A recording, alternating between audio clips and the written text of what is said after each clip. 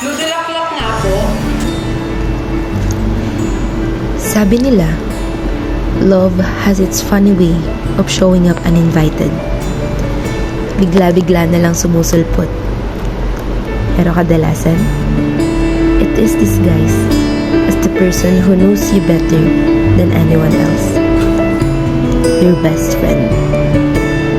When I'm with him, lahat ng emosyon pwede kong maramdaman. Lungkot, inis, saya, galit, at takot. Because I feel the comfort with his presence. We even share the same favorite food, movies, music, everything. Fried noodle, ang nagmistulang third wheel sa pagkakaibigan namin.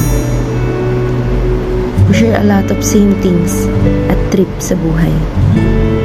Kaya naman every time that he is around, I feel like it is the most precious moments I have ever had. I am happy every time he is near,